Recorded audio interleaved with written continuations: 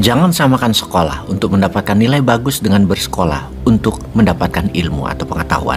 Coba kita renungkan, selama ini kita bersekolah untuk dapat nilai yang tinggi atau dapat ilmu. Baiklah sahabat, saat ini kita akan membicarakan mengapa dalam 10 tahun terakhir Indonesia tidak dibuat agar menjadi negara besar di tahun 2050 yang harus kita kejar keterlambatan tersebut. Kita semua pasti sepakat membangun gedung 100 lantai yang paling lama adalah membangun pondasinya. Kalau membangunnya perlu waktu 4 tahun misalnya, maka 2 tahun pertama hanya berkutat di pembangunan penguatan pondasi. Dan setelah pondasi terpasang, maka dalam hitungan bulan gedung 100 lantai itu berdiri. Hanya perapiannya saja memakan waktu sisanya. Sama halnya dengan membangun negara. Ingin menjadi negara terkuat ekonominya, maka 5 tahun itu kita mungkin hanya membangun pondasinya. Kehidupan berjalan terlihat seperti biasa saja. Namun ketika pondasi kuat, kecepatan membangun tersebut luar biasa. Kita contohkan, Tiongkok di tahun 2000 hanya menguasai 5% transaksi dunia. Namun dalam 20 tahun kemudian, Tiongkok menguasai 21% transaksi dunia secara porsi.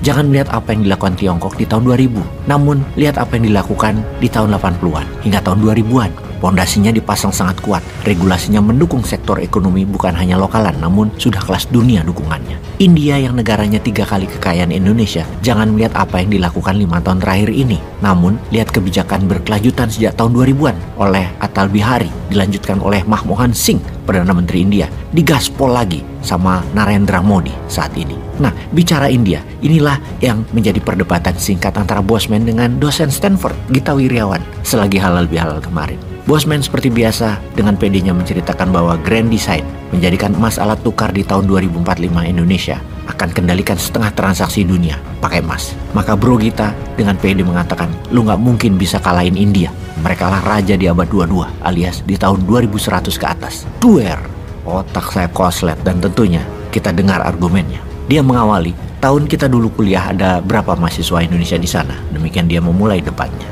Sekitar 16 ribuan, demikian saya dengan cepat menjawab karena dulu sering bantu-bantu Permias, Persatuan Mahasiswa Indonesia Amerika Serikat. Di tahun 80-an zaman kami berdua dulu sekolah di sana, beda tahun dan beda wilayah aja. Gita itu 3 tahun di atas saya, gelarnya lebih panjang, ilmu lebih panjang, sertifikatnya lebih panjang.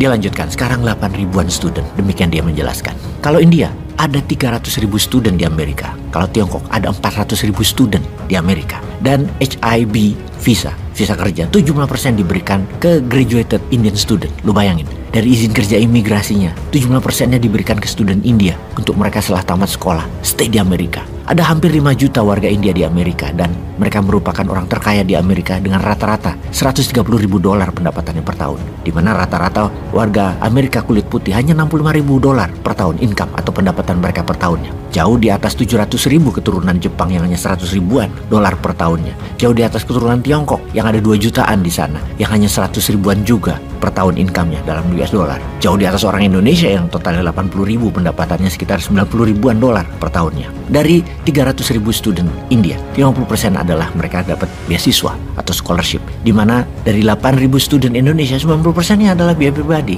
Indonesia tak akan bisa, seperti lu bilang, mendominasi di tahun 2045 kalau sejak 8 tahun yang lalu tidak dikirim 1 juta mahasiswa ke seluruh dunia untuk belajar, terutama di bidang teknologi dan sains. Yang disayangkan, 8.000 mahasiswa Indonesia saat ini yang berada di Amerika, 80%-nya adalah mengambil ilmu social science student, seperti ilmu ekonomi, manajemen, keterampilan sosial, seperti dunia entertainment, psikologi, dan itu tidak salah. Kurang banyak yang belajar bioengineering, coding, fisika kuantum, nuclear power, biomedicine, dan banyak lagi. Sekali lagi, sangat disayangkan. Menteri Pendidikannya dalam 8 tahun ini sudah 3 kali ganti, namun tidak ada grand design untuk membuat negara Indonesia menjadi bangsa yang kompetitif di dunia internasional. Bisa telat jauh, padahal ketiganya adalah orang besar dari dunia pendidikan, bahkan skalanya internasional.